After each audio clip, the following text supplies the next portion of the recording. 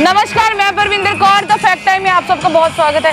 आज पहुंचे हैं डेरा सच्चा सौदा में, बताएंगे सच डेरा सच्चा सौदा का। आज सर आपका नाम? Doctor Harbans Singh from Kesari Ambala. जी सर, मैं आपसे जानना चाहूँगी, आप कितने टाइम से डेरा सच्चा सौदा के साथ जुड़े हैं? मैं 79 से डेरा से जुड़ा हूँ। जी सर, आज डेरा सच्चा सौदा में आप आए हैं, क्या ऐसा खास डेरा सच्चा सौदा में?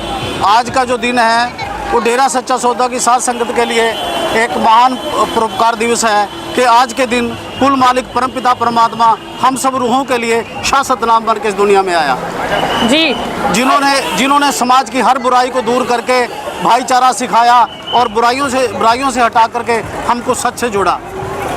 सर आप डेरा सच्चा सौदा में आते हैं, जब गुरुजी समाज में थे हाँ जी, तो एक सत्संग फरमाया करते थे, और आज भी शायद आप डेरा सच्चा सौदा में आ रहे हैं, और शायद उम्मीद है, लगता है कि आप जिस तरह से आपका बोलने का अंदाज कि आप यूं ही आते रहेंगे। सर मैं जानना चाहूँगी कि इस सत्संग से क्या ऐसा फल क्या आपको मिलता है, क्या शिक्षा मिलती है? सत्संग से सुख ही सुख मिलता है। सत्संग से तो हमें वो कुछ मिलता है जो बताने काबिल है ही नहीं है जी। हमारे जीवन को सुधारा जाता है, हमें समाज में रहना सिखाया जाता है, प्रेम सिखाया जाता है, बुराइयां हटाई जाती हैं। जो हमें मतलब हमारे परमपिता परमात्मा जो हमारी आत्मा के पति हैं, हम सबको रूहों को लेने के लिए इस 25 जनवरी 1919 को इस धरती पे आए। श्री जलालाना साहब ने अवतार लिया माता आस कौर की कुख से, पिता व्यायाम सिंह के घर से जी, जिन्होंने अपना सारा कुछ जीवन, अपना सारा कुछ घर पार लुटा करके मानवता की सेवा संभाली, क्योंकि वो आई परमात्मा है, वो हमारे लिए आए हैं समाज के अंदर। तो संत ना आते जगत में तो जल मरता संसार। अगर संत महात्मा इस दुनिया में ना आते तो इस संसार की हालत ही कुछ और होती जी। सर आज फिर लोग क्यों कहते हैं कि डेरा सच्चा सौदा में महिला तो बिल्कुल सुरक्षित नहीं है? मैं आपसे जानना चाहूँगी, डेरा सच्चा सौदा में महिलाओं को लेकर क्या माहौल, क्या एक लेडीज, एक लड़की अपने आप को सुरक्षित समझ सकती है? ये ऐसा है कि दूर से ही समाज का वैरी, ये समाज जो है संतों का वैरी हुआ है।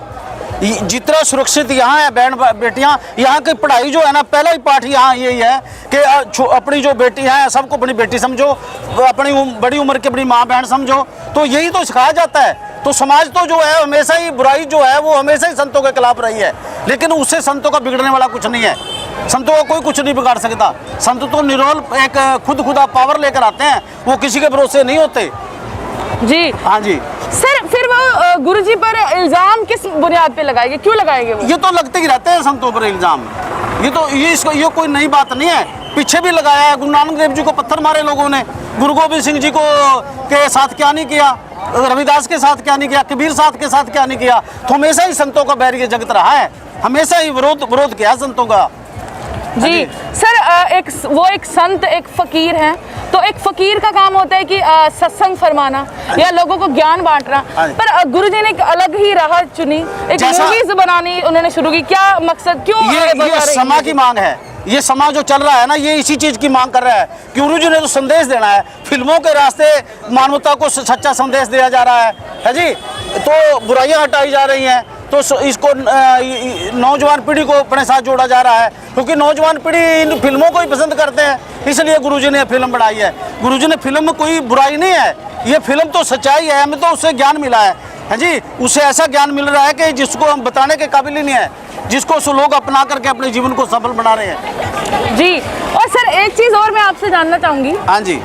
लोगों ने बहुत सी बातें सुनने को मिली डेरा सच्चा सौदा के बारे में, बाबा की गुफा के बारे में, कि एक जो लड़कियों का स्कूल है, कॉलेज, वो एक गुफा के रास्ते से गुजर कर जाता है। इसका क्या सच्चाई? ये सब झूठ है, सब गलत है। हमें 40 साल हो गए आते, आज तक हमने ऐसा कुछ नहीं देखा।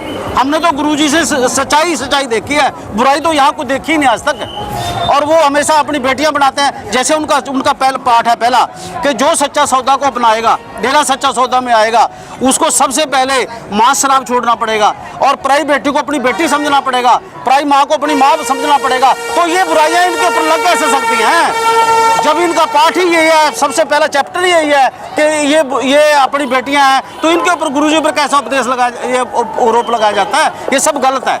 निराधार है ये सारा। और पिताजी ने यहाँ पर जो बेटियां का तेरा अपना वो बनाया है, पिताजी ने अपना एक साई बेटियां बसेरा बनाया है, जो पिताजी खुद ऐलान स्टेज पर बैठ के ये करते हैं कि अगर समाज में कोई बेटियों को नहीं पसंद करता, वो उसको मारना चाहता है, हमें दे दो, हम पाल लेंगे, हम अपनी बेटी बना के उसको पढ़ाएंगे लिखाएंगे, उसको अच्छा बनाएंगे, उसकी अच्छी शादी करेंगे। तो ये गुरुजी ऐसा उपदेश क्यों देते फिर, अगर ऐसा ना होता तो जी, अगर गुरुजी बुरे होते जी गुरुजी तो पहले ही गृहस्थी भोगी है गुरुजी ने, तो उनके ऊपर ऐसा आरोप लगना तो जुल्म है, ये तो अपराध है जी। जिन लोगों को ज्ञान नहीं है वो ऐसा करते हैं, अज्ञानी लोग, बेसमझ लोग।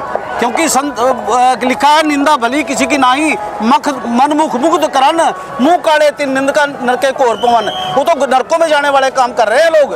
हाँ जी जी सर, आज गुरुजी के समाज में ना होने के कारण कितना समाज पीछे जा चुका है, क्या बुराइयां समाज में फैल चुकी है? देखिए, जो गुरुजी के दरबार से जुड़ी हुई है वो संगत आज भी 100% अडोल खड़ी है और खड़ी रहेगी, ठीक है जी। तो ये फर्क तो पड़ता ही है, क्योंकि आज गुरुजी के ना होने की वजह से समाज में बुराइयां तो फैल रही हैं।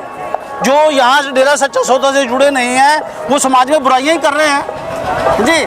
पिताजी कितने लाखों लोगों को हर महीना बुराइयों से, मांस शराब से छुड़ाते थे।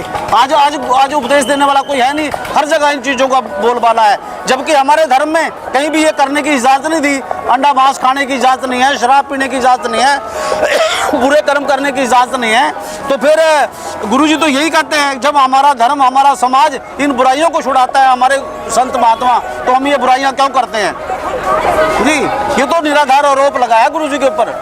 और ऐसा नहीं है कि गुरुजी तो एक दिन एक सूर्य की तरह निकलेंगे, सूर्य एक रोशनी देंगे सारे संसार को, हर संसार से बुराई उठेगी, सब संसार यहाँ डेरा सच्चा सौदा में आएगा, यहाँ चढ़ता झुकेगा, लहंदा झुकेगा, झुकेगी दुनिया सारी। तो सर, आज समाज को बाबा जी की जरूरत है? बाबा जी की जरूरत है, उनकी तो जरूरत है, 101% जरूरत है, और वो आएंगे जरूर। इस समाज सुधारने के लिए उनका जन्म हुआ है। उनके बापूजी को, पिता बापू मग्गर सिंह जी को, ये एक संत त्रिवेणी ने पहले ही वचन किया था कि तुम्हारा जो बेटा आएगा वो समाज सुधारने के लिए आएगा, और तुम्हारे घर में रब्बी जोत, परमात्मा की जोत आएगी। तो वही हुआ है, और ये सच है बिल्कुल जी। सर, सरकार, आखिरी सवाल आपसे जानना चाहूंगी, सरकार से कुछ कहना चाहेंगे, कुछ अपील करना चाहोगे? देखिए, सरकार के बारे में मैं कुछ नहीं कह सकता। ये तो वक्त के राजे महाराजे जितने भी हुए हैं, इन्होंने हमेशा ही संतों पर जुल्म कमाया है, हमेशा ही जुल्म कमाया है, जितने भी राजे महाराजे हुए हैं। क्योंकि वो सच से दूर होता है, सच का उनको ज्ञान कोई नहीं होता, लेकिन वो उनको सच को कभी मिटा नहीं सकते। ये बात बिल्कुल सच है। बहुत बहुत शुक्रिया। जैसा कि आपने देखा, वो लोग जो कहते हैं कि बाबा सच्चे, वो जो बाबा पे इल्ज़ाम लगे वो कहीं ना कहीं सच्चे, लेकिन बाबा के जो अनुयायी, जो डेरा सच्चा सौदा के साथ शायद सालों से जुड़े, जिनका लंबा सफ़र डेरा सच्चा सौदा के साथ चल रहा है, आज भी चल रहा है, और उनका कहना है कि आगे भी आखिरी सांस तक यूं ही चलता रहेगा। तो क्या वो राज जो लोग कहते हैं डेरा सच्चा सौदा के बारे में, और जो ये बाबा के जो श्रद्धालु डेरा सच्चा सौदा के बारे में बताते हैं, सच आज आपके सामने हम रख रहे हैं। तो आप अपनी राय ज़रूर हमारे कमेंट बॉक्स में रखिएगा। मैं Parvinder Kaur, the fact I, धन्यवाद।